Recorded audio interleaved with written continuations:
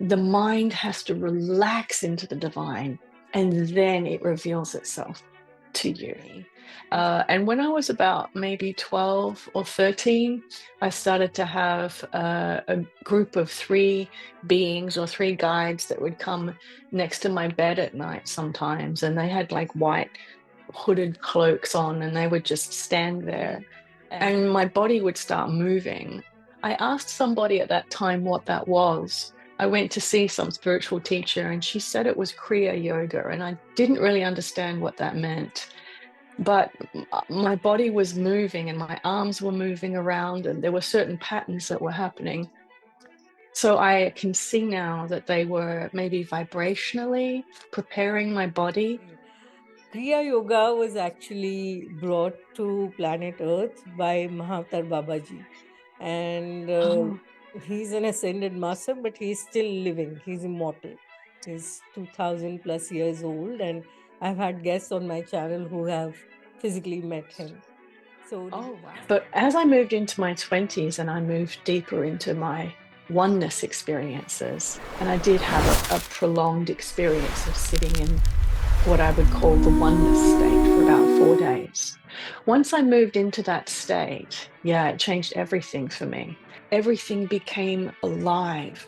The sky became alive. The ocean was alive. The palm trees were alive. The people driving past on the motorbikes, everything was alive. It was like it became multidimensional. So when we lean back, you actually feel your consciousness shifting into the back part of your body.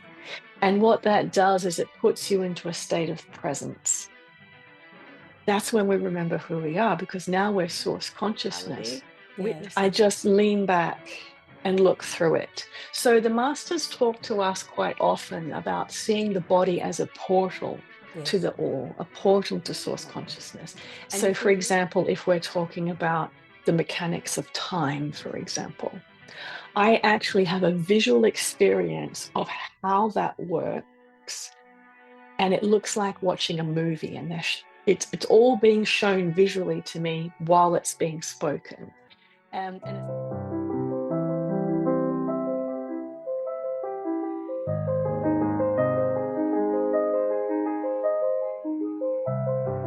hi, this is Akanksshaa. If you're new here, please subscribe to my channel. If you resonate with me, please like, comment, and share. Welcome to Multidimensional Soul Podcast and a Talk Show. We have with us today Rebecca Dawson from California. She's a channeler, author, and speaker. A very warm welcome, Rebecca, on Multidimensional Soul Talk Show and Podcast. It's an honor to have you here. oh, thank you. It's wonderful to be here with you. Can you tell us a little bit about your journey? How did you get into channeling? Well, it was a spontaneous event that happened when I was just turned 18. I'd always been interested in the mysticism side of the human experience and the unexplainable. I was always interested in the mystery of life. But I did not expect to become a channeler. It's not something I planned for or something that I was aspiring to experience. So that was quite a surprise. And really, I would say that the experience, or you call it a journey, unfolded after that, because after that spontaneous event, it was trying to understand how that was supposed to be in my life, who I was supposed to be based upon that experience. And it really led me into a much deeper awareness of, I guess, spirit and life and source consciousness.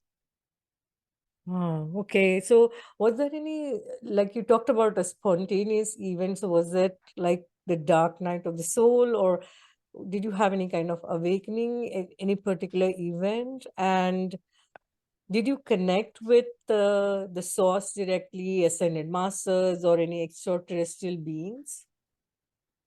Oh, well, yes, I'd always been able to see and feel and hear other beings around me since I was, as long as I can remember. So when I was very young, and I could see like energy fields and colors and things like that.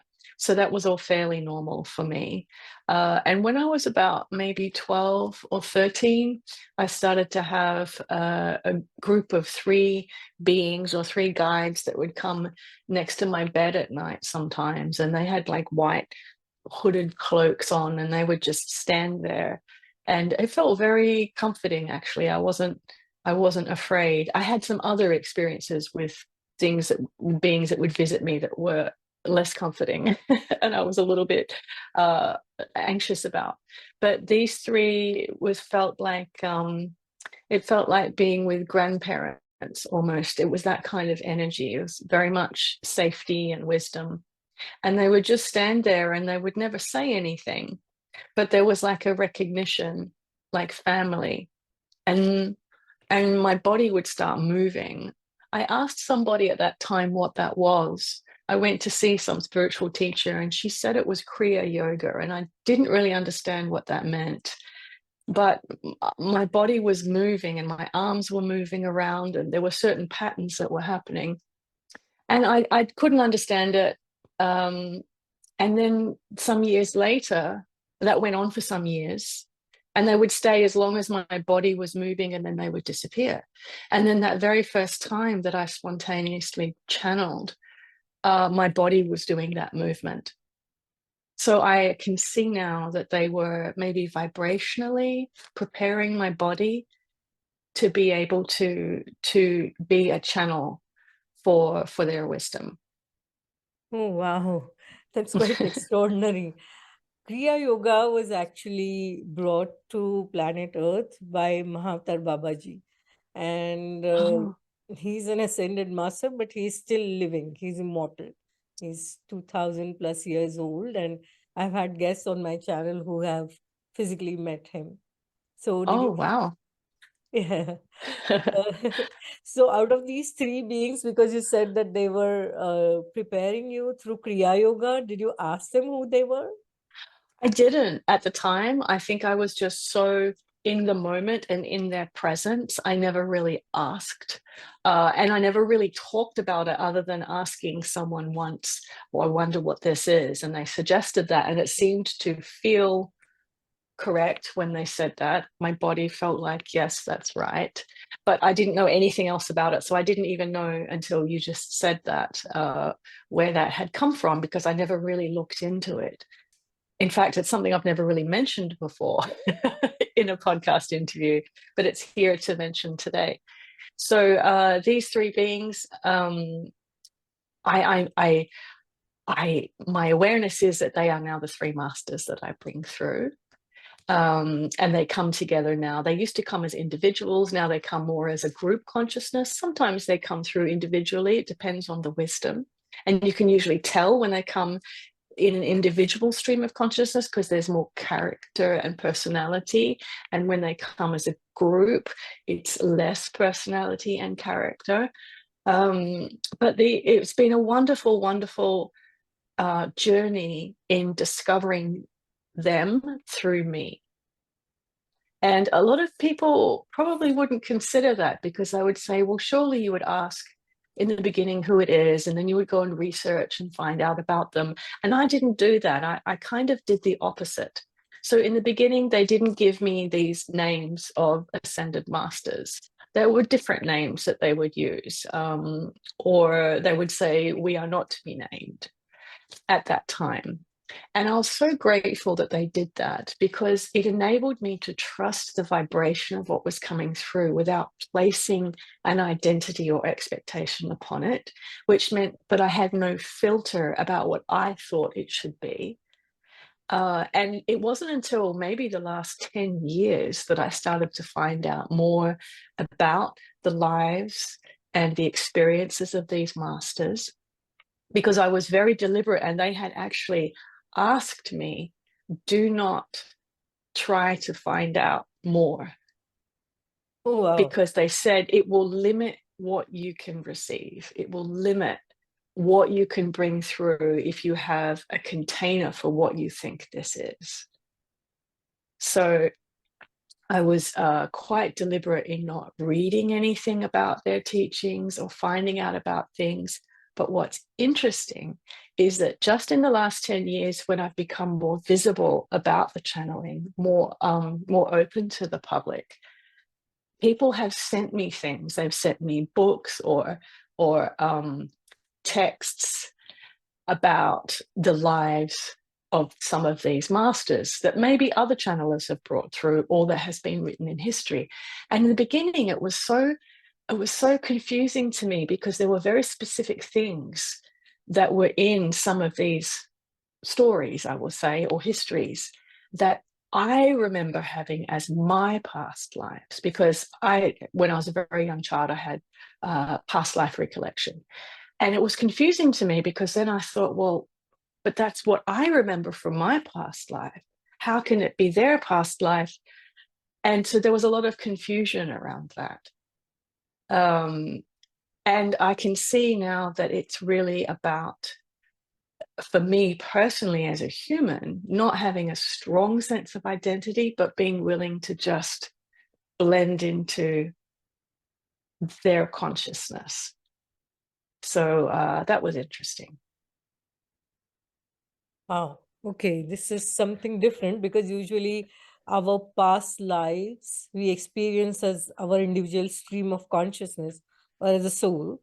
But what we're talking Right. about is having an archetypical, archetypal, I think, yeah, that's the word, kind of experience, because at times, as you actually raise your vibration and go into higher consciousness, then you do experience these archetypes, which are collective, as your own consciousness. So that's something that I know of. So, Yes. yeah, yeah, that's Yes. interesting. Okay.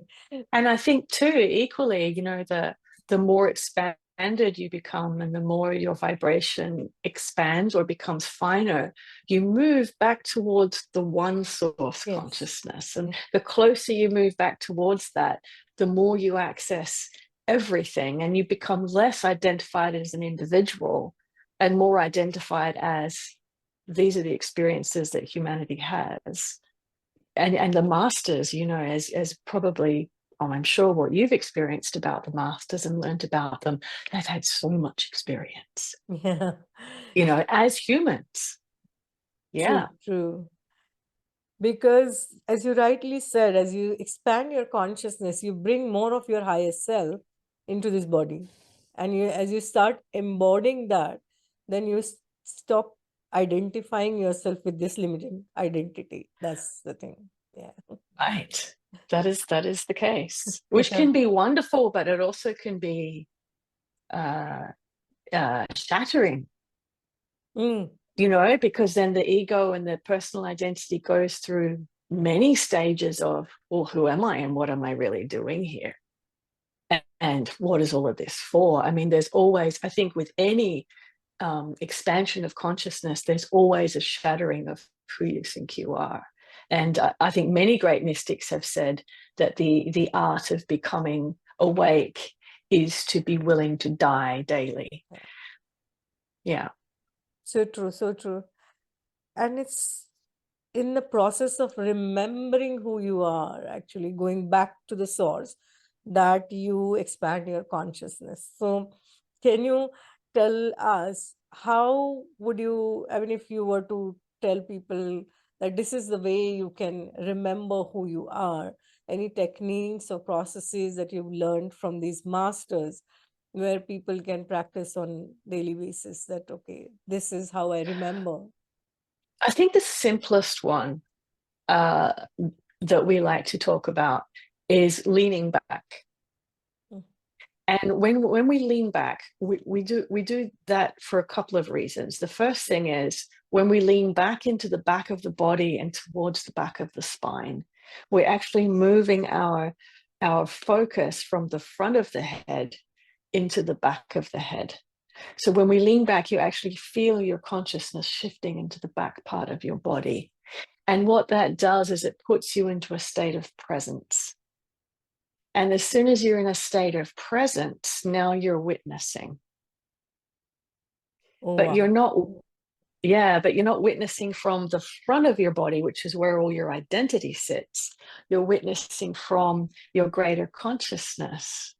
So now you're viewing life instead of really trying to get into life. And so it's leaning back is the simplest mechanism for just shifting your view, so that instead of having this tunnel vision focus, suddenly it widens like the aperture of a camera.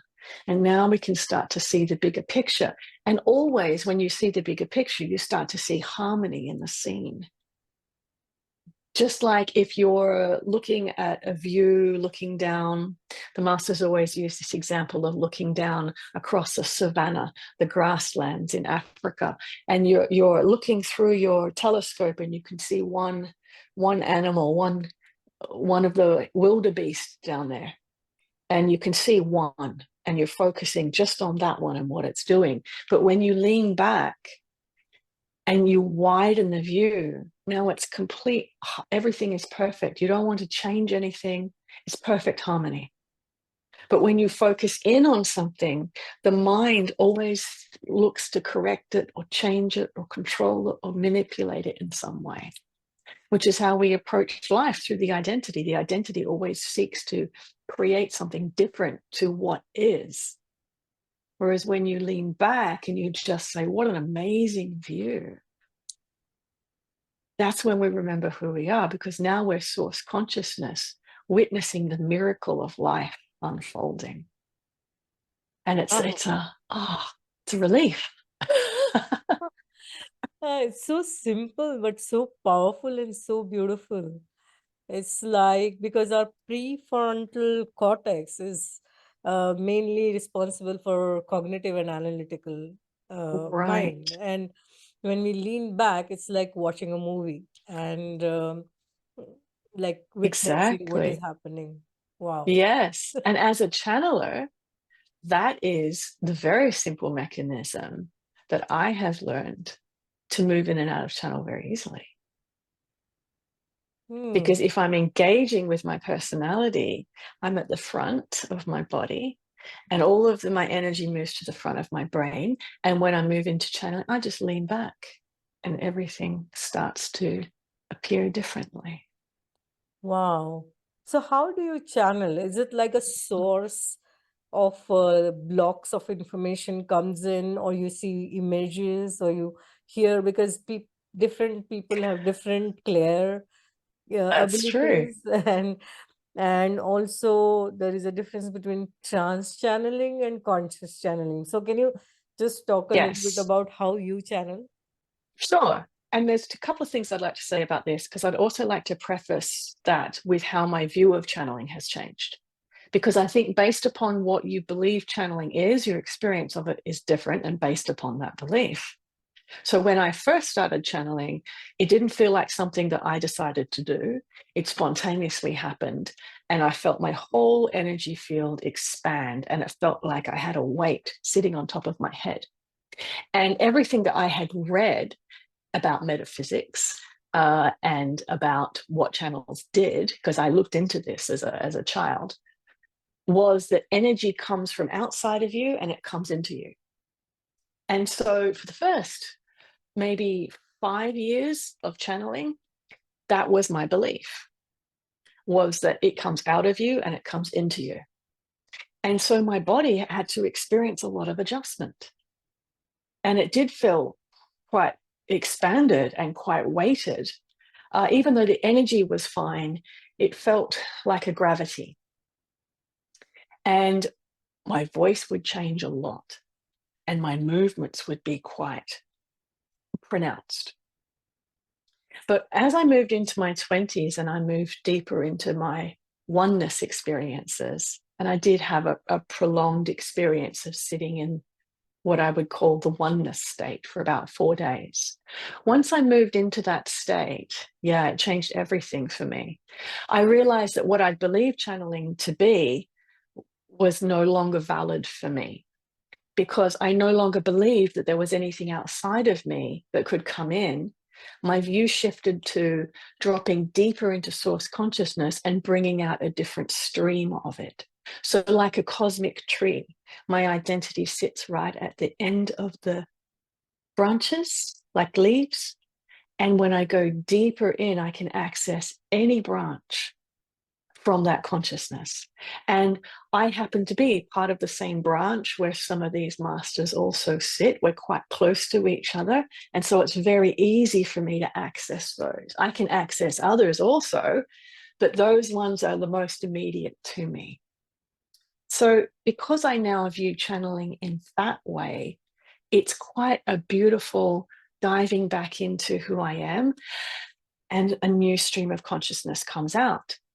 Now, because I approach channeling in that way, I'm very much a participant in it, which means that I'm aware of it as it's happening, but my view changes. And what I mean by that is that when I'm channeling, there's a part of my consciousness as Rebecca that can hear the conversation. So it's like being a person in the room listening to a conversation. But then there is a visual experience that I have. And it's like I can see what the information stream is describing in the channeling. So, for example, if we're talking about the mechanics of time, for example, I actually have a visual experience of how that works. And it looks like watching a movie, and it's all being shown visually to me while it's being spoken. And it's the same when I do personal sessions for people. I get a whole view of what it is that the masters are saying. And what's very interesting, actually, and not many people know this because I don't really speak about it, is that I get so much more information than what is being expressed verbally. Because so much of the wisdom is multidimensional and there's so much depth to it. And we just give a little bit of a ripple off the top, if that makes sense. Yes, I can so resonate with you because Yes. I also have had experience where I merged with the source. And as you rightly said, that you go within because you are the center of your universe. So essentially, the Right. universe is is within you, and you can then access everything from that point. And usually, from channeling perspective, you go within either through the heart chakra or through I mean, people who connect outward, they usually connect with the soul star. So when you go within, do you have any way to go through the heart chakra, or how do you do it? Like, No, I because I'm in an awareness that my body is the totality, yeah, I just lean back and look through it. So the masters talk to us quite often about seeing the body as a portal to yes, the all, a portal to source consciousness. And if we lean our perspective back, we can actually witness and participate with what's coming through. And there's always source consciousness streaming through us, but because our focus is at the front of our body, we're not really paying attention to it. So it's really just a simple shift in your viewing position, and then you're in the flow of what's already there. And that's the wow, miracle of it, is that we're already source consciousness expressing all the time. It's yeah. just where we're viewing from that decides how we experience that. So true, so true. And you like this multidimensional uh, channeling, because definitely we all are multidimensional beings, and a part Yes. of us exists across all dimensions. It's just that we need to go back and connect with that part, and then we can get that information from that part. Yeah, or I like to say, just relax back into it.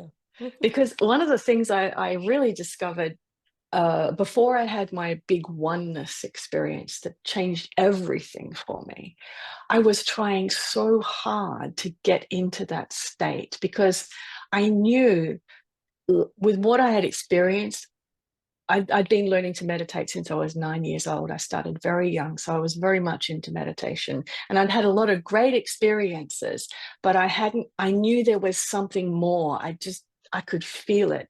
And so I really wanted to know what it was to experience. At that time, I called it God. I want to know what that is, because I know that I can think about it, but I want to know it in my being and in my body. So I would spend hours and hours every day meditating. This was when I was maybe 23, 24. And I would try so hard, and I'm so close, and I could feel it. You know, those times when you're meditating and you can feel your vibration really expanding, and you know you're right on the edge of something, and then it pulls back again.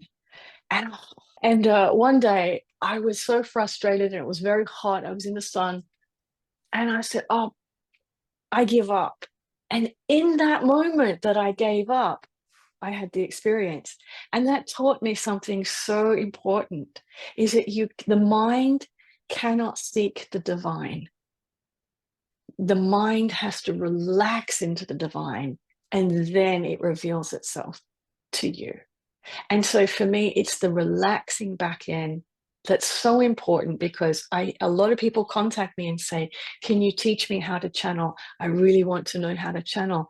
And that's kind of the challenge that they have, is when the mind's trying to do it, it's almost impossible, in my experience anyhow. Yeah, so beautiful and so powerful when you surrender, actually. Then, because you said that you said, I give up, we surrendered, and then you got that experience. Right. That's it. Yes. So I don't know if it's the same for you with your channeling, but the more relaxed you are, the easier it is. Yeah, absolutely. I absolutely agree with you. So, can you talk about that 4 days of oneness experience? What did you exactly experience during that time? Well, this is just my mind now trying to explain the unexplainable. But I had that experience, as I said. I gave up, and then suddenly it was like this huge wave came up from the inside. And I was sitting on a balcony. I was living in Bali at the time, and it was a very nice view of a lagoon, and there was some palm trees.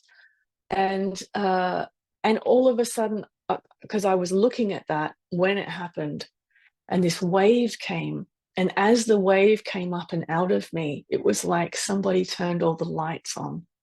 So even though it was already a sunny day, everything came to life. And what I mean by that is that everything became alive.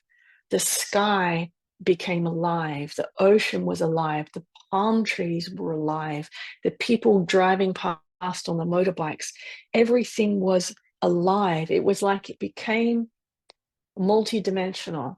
The closest thing I could describe to it is, I don't know if you remember, about 20 years ago, there were those magic eye books, and you would look at these designs, and if you looked at it in the right way, something would come out. You would see an image. It was just like that.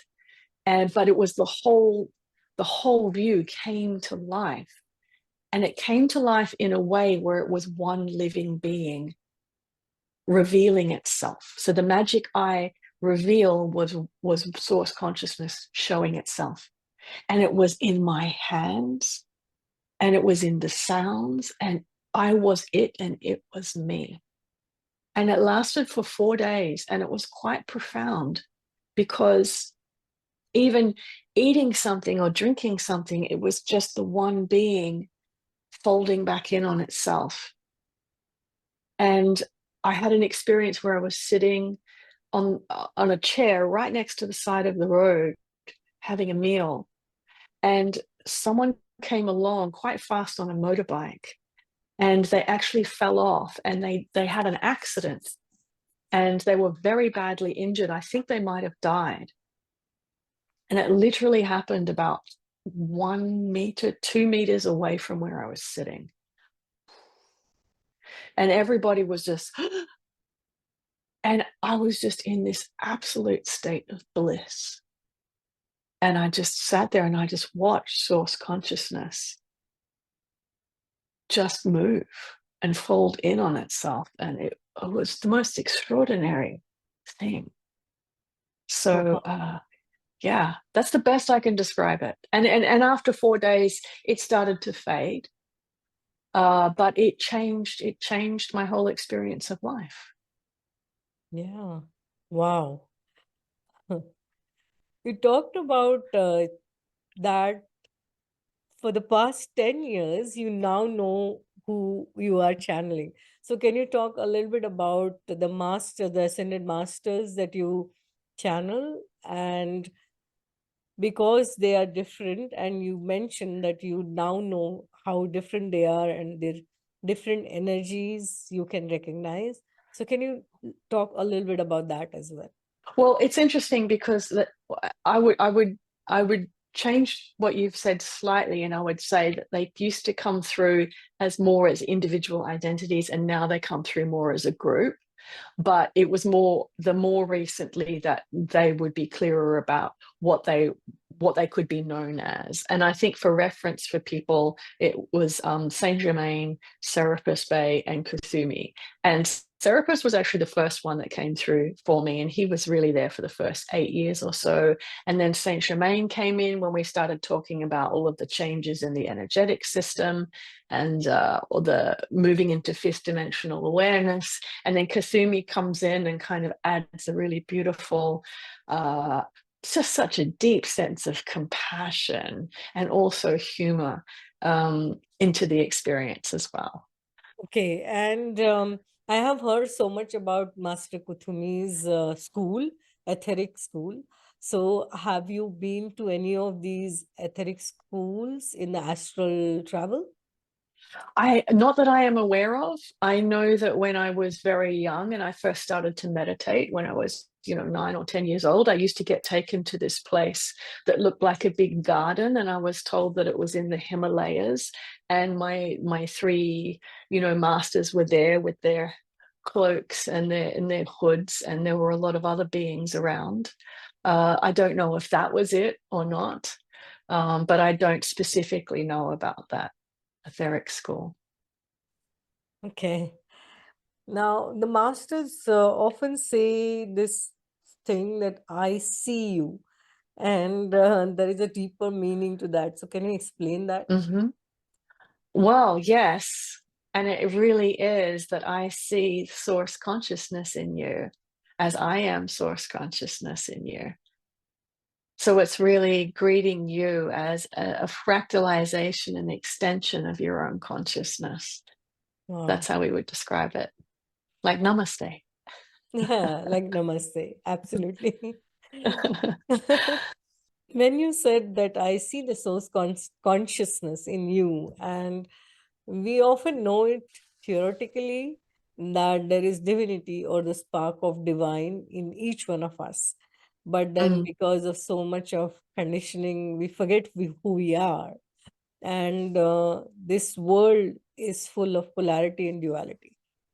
And we come here to experience that, and then kind of we have this model designed as amnesia and this matrix designed for that, and then we expand our consciousness by unlayering, uncovering, and going through all of that. So you often talk about polarity being a path to unity. So can you talk about that?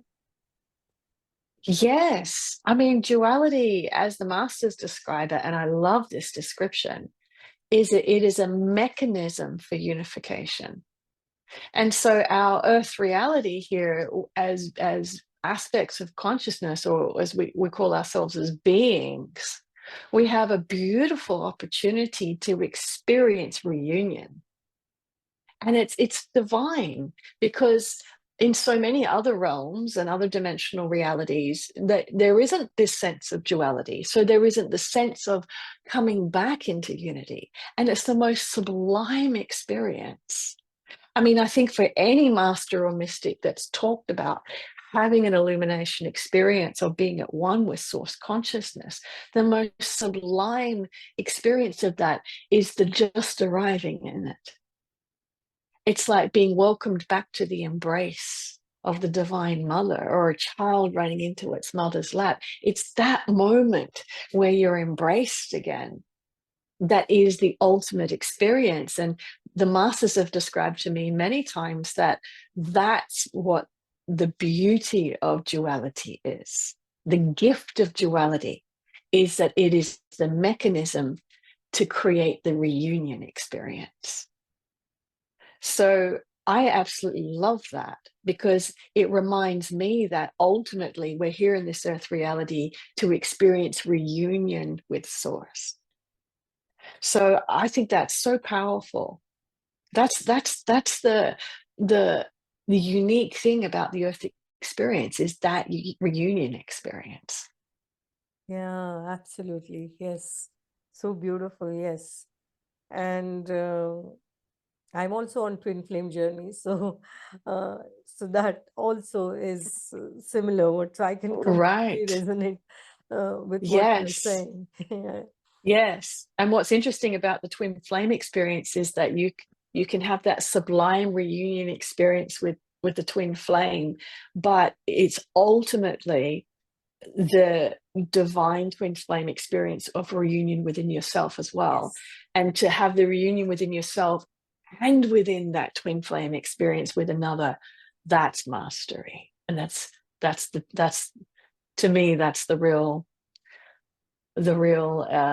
depth of experience that's available. Absolutely. Yeah. There has to be a divine union of masculine and feminine within you first. Only then the divine counterpart, either twin flame or divine counterpart, will come into union with you. Absolutely. Right. Yeah. But also the reunion with the divine consciousness within you, with Source, Yes. and then to have that amplified. Yeah. It's a trinity. Yeah. The masculine, the Yes. feminine, and the source. Yes. Yes. Yeah. Thank you for watching and listening in wherever you are in the world. As Ramdas says, that we all are just walking each other home. So thank you for co-creating the new earth along with me and our guests. And if you resonate with me, do subscribe to my channel and do let us know how you find our episodes. Thank you so much. Lots of love.